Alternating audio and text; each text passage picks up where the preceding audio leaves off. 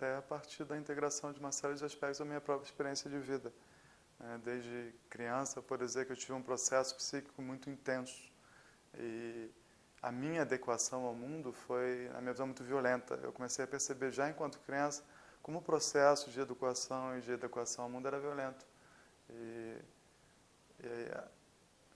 eu me coloquei o desafio, muito cedo, de começar a perceber que outras formas de relação poderiam ser estabelecidas que não através do acionamento científico do mundo, digamos assim.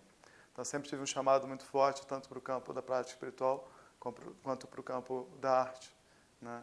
Eu entrei muito cedo em contato com uma tradição xamânica norte-americana, e isso para mim foi vital, no sentido de me dar a possibilidade de me relacionar tanto com a minha subjetividade, quanto com meus conteúdos psíquicos, digamos assim, de uma forma amorosa. E eu percebia que carecia no meu processo de educação, principalmente na relação com a escola, um acolhimento para esse tipo de conteúdo, né? Ou seja, o foco é adequar a necessidade econômica que o indivíduo deve suprir no seu contexto social, mas muito pouco se falava sobre o que significa ser um indivíduo, o que significa ser humano. E eu sempre tive uma ânsia por essas perguntas, sempre me interessou muito. E isso realmente me faltava. Então, para mim, foi muito difícil participar desse contexto sem, de alguma forma, alimentar esse lado que era desejoso por perguntas que, para mim, eram mais íntimas, né? Então, eu percebo que a gente, muito pequeno, é colocado engajado com questões que nos distanciam da nossa intimidade.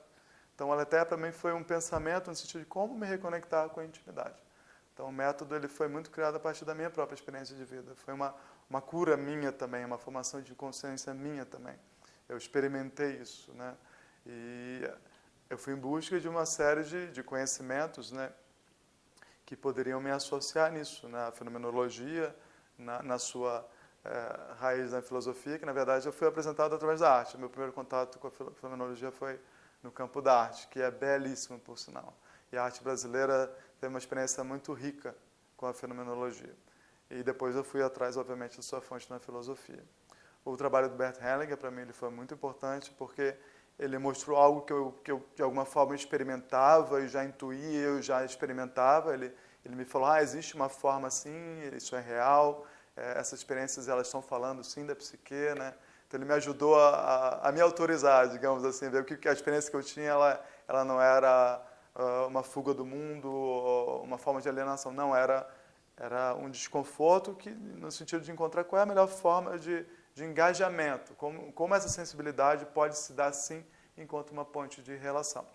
Então ela até para mim fala disso, é uma linguagem que engaja a sensibilidade não através do discurso, ou não só através do discurso, né, enquanto pontes de relação. Ou seja, a alma é uma força viva e ela é desejosa da vida através de nós, né, e ela é criada pelas nossas relações. E muito da nossa linguagem é sensível antes de ser verbal, digamos assim. E o xamanismo, que para mim foi uma experiência muito rica de mergulho na natureza. Ali eu realmente pude perceber que a psique é uma força da natureza. E que ela só pode ser acessada com muito respeito no desenvolvimento de uma relação amorosa e na perspectiva de uma reverência, porque a vida realmente é sagrada, né? O sagrado, ele não é uma ideia, ele é uma experiência, ele é passível de uma experiência, e ele é uma experiência muito necessária ao nosso tempo.